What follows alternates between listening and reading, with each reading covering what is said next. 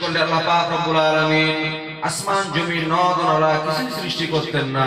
সেই নবী পাকের দরবারে জানাই লাখ লাখ দরুদ ও সালাম সকলে বলি সাল্লাল্লাহু আলাইহি ওয়াসাল্লাম। সূচনা লগ্নে মহান আল্লাহ পাক রব্বুল আলামিনের কোরআনুল কারীম থেকে কয়টি আয়াত আমাদের সম্মুখে পাঠ করেছি। আল্লাহ পাক রব্বুল আলামিন কোরআনের মধ্যে বললেন লাকাদ যারানা লি জাহান্নামা কাসীরাম মিনাল জিন্নি ওয়াল ইনস।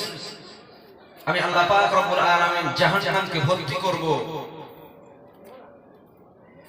কিছু মানুষ এবং জিন দিয়ে। কিছু মানুষ এবং জিন দিয়ে আমি আল্লাহ পাক রব্বুল আলামিন জাহান্নামকে ভর্তি করব। সে মানুষ এবং জিন গুলো কারা আল্লাহ পরেই বলছেন।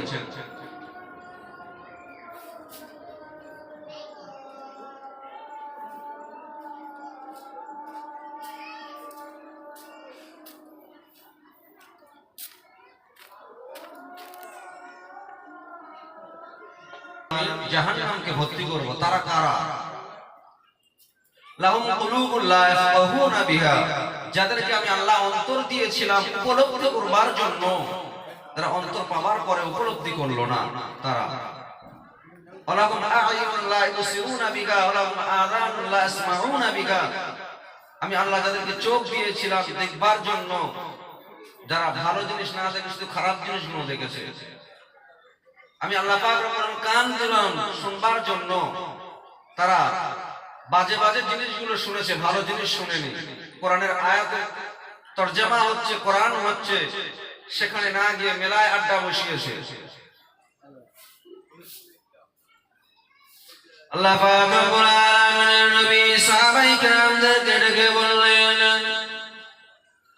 ও সাহাবারা, আমি রাসূলুল্লাহ তোমাদেরকে জানিয়ে দিলাম আখিরি জামানাতে কিয়ামতের নিকটবর্তী সময়তে একদল লোককে দেখতে পাওয়া যাবে, একদল মানুষকে দেখতে পাওয়া যাবে। তাদের মরবার পরে তাদের চেহারাগুলো শুকরার বাদরের মতো হয়ে যাবে।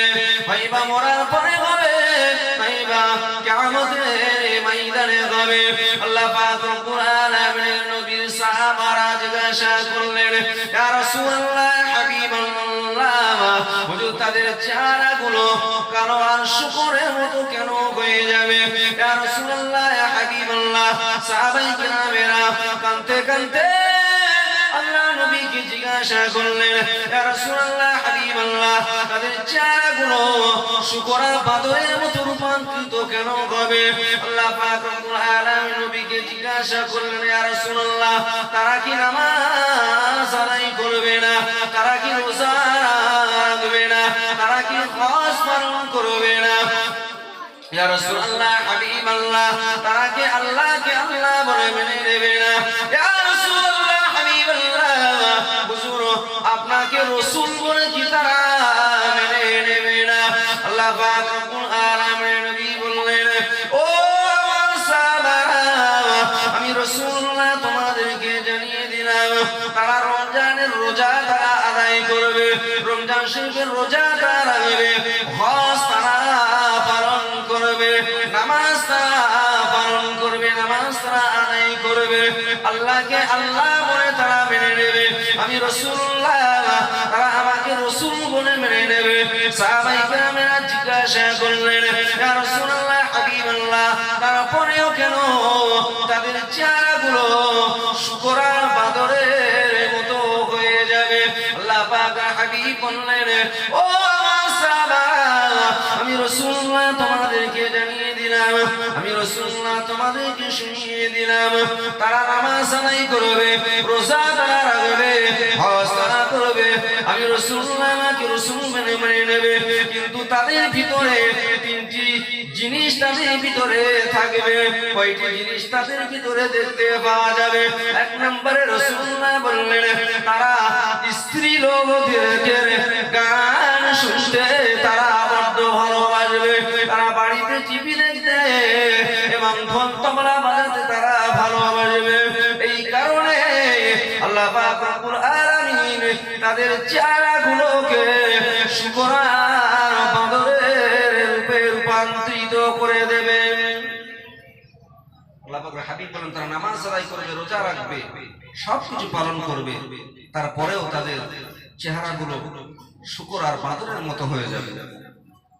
আজকে আমাদেরকে দেখলে বোঝা যায় যে এত টাকা খরচা করে, এত মেহনত করে, এত দামি একটা জলসা আয়োজন করা হয়েছে, কিন্তু জলসা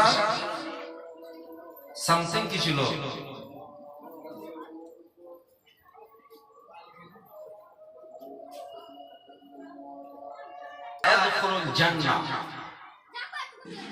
যে ব্যক্তিটা দায়ুস হয়ে যাবে, ওই ব্যক্তিটা কোনদিন জান্নাতের দরজায় লেখা আছে স্পষ্ট, দায়ুস কোনদিন আল্লাহর জান্নাতে, দয়ার জান্নাতে প্রবেশ করবে না। দায়ুস কারা? আমরা যদি একটু চিন্তা ভাবনা করি, সামান্য কিছু যদি আমরা চিন্তা করি, দায়ুস কারা আপনারা বুঝতে পারবেন। দায়ুস হচ্ছে তারা, আপনি যদি নামাজ আদায় করে করে, হজ পালন করে করে, আপনি যদি নামাজ পড়ে পড়ে কপাল কালো করেও ফেলেন,